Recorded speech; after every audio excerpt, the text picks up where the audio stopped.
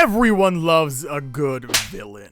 There's just something about a character being truly unabashedly themselves, being cunning and devious, breaking the rules and getting away with it. It's just something really easy to love about villains, and that's even more the case for villains that aren't quite villains. Let me explain. The villain arc is a super tricky arc. I mean, look at John Doe. Becoming a villain is always a difficult line to walk, especially if it's a loved main or side character. But if done correctly, is always a really compelling take on morals and justice, but will also typically bring about a redemption arc. But what if we wanted to jump straight into that redemption arc? What if we could jump straight into what is usually my favorite part of a series? Well, luckily for you, there are actually a lot of these types of series with a similar premise, but my personal favorite being The Greatest Estate Developer, following Soo-Ho Kim becoming the character Lloyd from the web novel he used to read, and Lloyd sucks! Lloyd is an awful person. A brute, a drunkard, abusive, rude, and way more. But by having a new person in Lloyd, Lloyd becomes better, obviously. But alas, I've already gushed over The Greatest Estate Developer way more than is probably healthy. But luckily for me, and luckily for you, there are plenty of other series that have our main character get isekai into another character who was already a terrible human being of a person from a novel and had to scrounge up their fallen reputation, and to prove to everyone else that they are better. But before we get into that, why? Why would we skip that villain arc? I love when a character becomes unhinged and chaotic. Some of my favorite characters are unhinged and chaotic. Why skip that? Well, there is a pretty clear difference between these two types of redemptions. The normal redemption arc follows a character, obviously, but more importantly, a character's specific journey. What I mean is that redemption arcs are about a character's discovery of the self, seeing who they were before and wanting or needing to change who they are. And how we get to see that change is how they behave and grow and change, sure. However, what is usually pretty important is seeing how the people around them start to treat them because of it. A standard redemption arc is a journey of the self that impacts others around them. It is always a story of self-change or self-improvement. I love redemption arcs because of what they represent. That anyone, no matter what they've done, no matter who they've hurt, can become better, can change for the good. Even if they themselves aren't forgiven by people they've hurt, they still learn what they've done is wrong and choose a new path for themselves. Redemption arcs are a bit optimistic, but a compelling journey of the self. So what about this other type of redemption arc I talked about? It's a little tricky to explain this type of redemption arc, so first you need to know the series of today, I Am the Villain.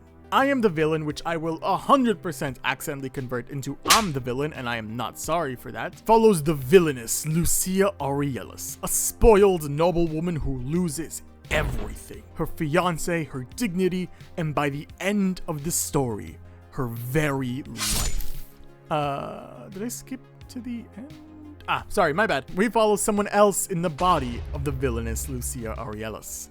Let me explain. Our actual main character remains, annoyingly, unnamed. However, we do know quite a bit about her, but two important things. She's a 21st century workaholic who's never had a boyfriend in her life, and two, her best friend wrote the story, Eternal Love. Alright, you don't know. Eternal Love is a story that Lucia Aurelius is the villain of. That's right, our nameless main character got isekai'd into the world of Eternal Love as the villain. Now the villainous Lucia Aurelius, also known as Lucy, which is easier to say, has a trash reputation. She has two older brothers, but those other brothers hate her because her dad spoiled Lucy while her other brothers got the scraps. She has a fiancé that she's desperately in love in. I mean, that's normally not a problem, except her fiancé, the prince of the entire kingdom, mind you, does not like her. And also, you know, by the end of her story, she dies. Yeah, good old Lucy doesn't have the best future in store for her. But luckily, with someone who has kind of read the story, Lucy is able to change her fate. Which brings us back to the different types of redemption arcs. The standard one I've mentioned before, and this other one that I was keeping hidden, which I am lovingly calling the possession redemption. This type of redemption follows the situation I've addressed before. Someone gets isekai'd into the body of someone else, usually a character in a story, who has a trash reputation, and simply by being themselves, they start the character's redemption arc. The difference is mainly that the arc isn't a journey of the self, but a journey of judgment and forgiveness. You see, redemption arcs focus on a character being redeemed, watching a character improve, starting to take others into consideration, typically culminating in some big act of either self-sacrifice or a moment where the readers think they're gonna go back into their old ways, but they don't. Both of which I love, mind you. But these possession redemptions, the new person in the character isn't changing. They're often already a pretty decent person. Instead, it's their reputation that needs to improve. Our main character, Lucy, kinda sucked, but that was before she got a new soul or whatever. Now she's just an average person. Charming, funny, all that great stuff. Yeah, it retains the isekai trope, effectively, might I add. It's not overbearing or the only interesting part of the series. She's just kind of a normal human being thrown into a fantasy world and has to understand and live with it, which is basically what an isekai should be, but I'm getting off track. She can't really be redeemed. She's already a good person, but her reputation can be. Instead of being a journey of the self, it's more of a journey around the self.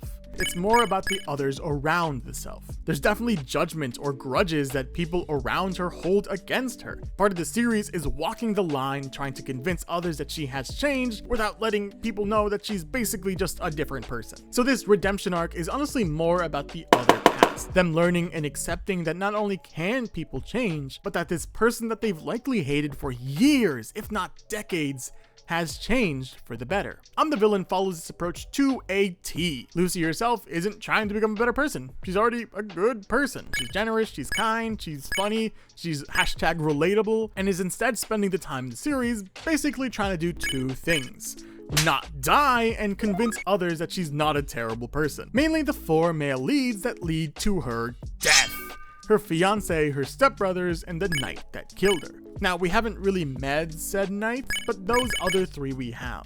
Like I said, this style of redemption arc focuses on the cast around the main character. How they have to accept that a main character has changed and improved, and honestly them letting go of their past grudges and past hurts. Learning to forgive and accept. And we've already kind of started to see this a little bit. The fiance, someone who likely did not love her at all and was a little too happy when his fiance asked to break off the engagement, that even though he's a little too happy to accept, he's almost intrigued by Lucy's new attitude. And we see that when Lucy gets a knight, Sir Noah, who is my favorite character in the series, we see that he starts to get interestingly jealous. We also get the prince's brother, who was not in the main cast, but is kind of a playful love interest who is great, and we also get her stepbrothers, Alexander and Theodore. The oldest, Alexander, still kind of sees her as family, worried when she's away, when she's injured, and does talk to her from time to time, but is still kind of suspicious of her. Like when Lucy sends him food because he hasn't eaten yet, he looks at the food and questions if it's poisoned or not. But he clearly shows worry towards her, because he very much sees her as family. On the other hand, we have her other stepbrother, Theodore, who hates her. He can't even have dinner at the same table with her, saying that he feels sick while staring daggers straight at her. But also so far is the only one who's figured out that Lucy might not be Lucy, because going into this tactical hug, he notices that she no longer has a scar on her back. Meanwhile, Lucy kind of just thought he wanted a hug and was very happy to give him a hug. Oh, also, the fact that Lucy exists in this world, that doesn't make sense. We see that another Lucia Aurelius exists, as she sent a letter from a far-off land that she found her true love and is gonna stay over there? What? No other series has done this. Most just have them inhabit their body, not create another one. Honestly, the series has a lot of charm and intrigue. I genuinely like most of the characters, even if Theodore can be a little annoying, and I'm honestly a big fan of these possession redemption arcs too. Mainly because I love characters, and a redemption arc, while I love as well, focuses too much on one individual. I like these possession redemption arcs because they focus on the greater scale. They focus on a lot of the other cast, not just our main character. So with a great premise, interesting characters, and already some fun and romantic moments, make sure you check out I'm the Villain, updating every week on Webtoon.